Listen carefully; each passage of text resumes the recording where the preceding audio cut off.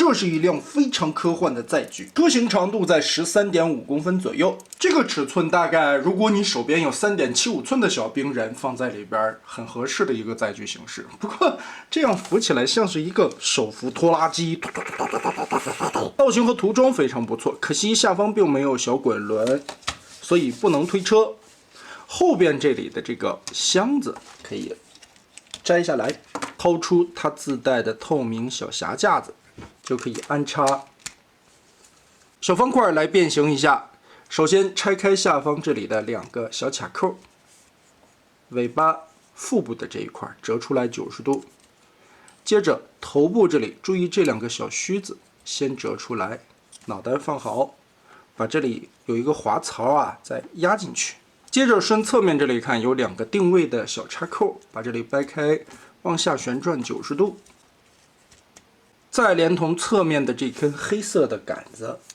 往下拉，解锁开这2块的卡扣，整体身体挪上来，再往回折叠。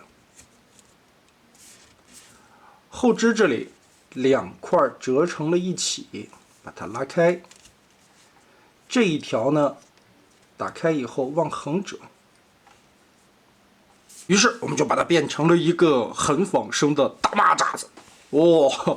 眼睛这一块的复眼刻画还不错，头上2个须子是银色的涂装，后边的腹部和腿部的刻画也是非常仿生的样式。接着我们把它变成合体形态，脖子这里拉长，腿部继续回折变成匣子的形态，把它2个扣子结合起来，这一块折叠。不过到这一步，把后边的2个扣子打开，双关节往上翻折，拉开这里，继续折叠，把它回归成匣体的样式。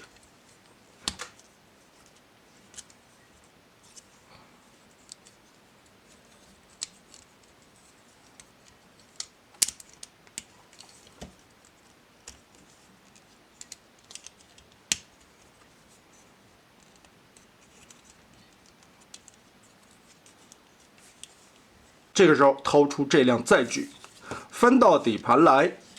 打开下方这里2个大插桩，上方这里有一个双段关节，我们把它折叠拉出来，下方这里旋转90度履带，打开履带前后的2片盖子，这一块小三角区的盖子，顺着这里边整个把履带翻转到上面来。下方的爪子立起来，立起侧面的2块胸甲，拆开中间连接的卡扣，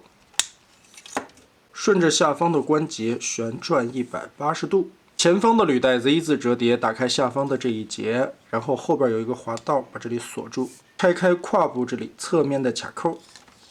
解锁。胯部的这个黑色转轴，我们往前折叠90度，顺着这一块的根部拧过来，接着打开握把下方这里的一个小插扣，卸开，再把这块绿色的面板和根部的转轴打开，顺着根部的球形关节再旋转180度，然后把握把折进去，继续一个 Z 字往下压，腰部中间的卡扣和黑色的插口固定，掏出我们刚才变好的这个小匣体，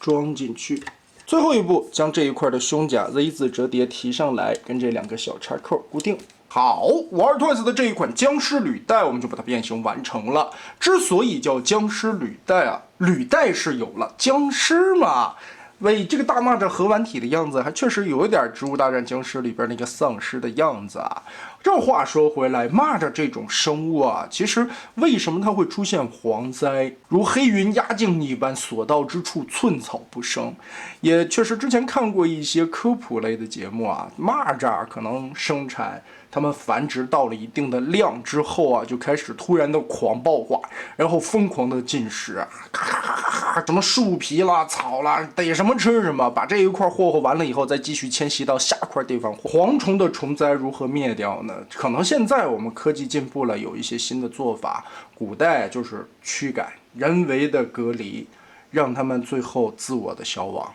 到了最后，它们没有吃的了，就会开始同类相残，整个的蝗虫之间也是互相的同类相食，到了最后基因狂化，甚至颜色都不一样了。所以这一款的起名字还是非常点题的，四肢的这种弯曲程度、体态，还有它的配色，真的很像僵尸。活动的话，胳膊这里这一段是个双关节啊，来回的挪没有问题，但是胳膊肘这一块的关节是不能折叠的，它只能来回的旋转。往下弯折，在这一节位置，还有手腕这里，手指、腰部旋转，来回活动。胯部这里是一个球形关节，下方的折叠，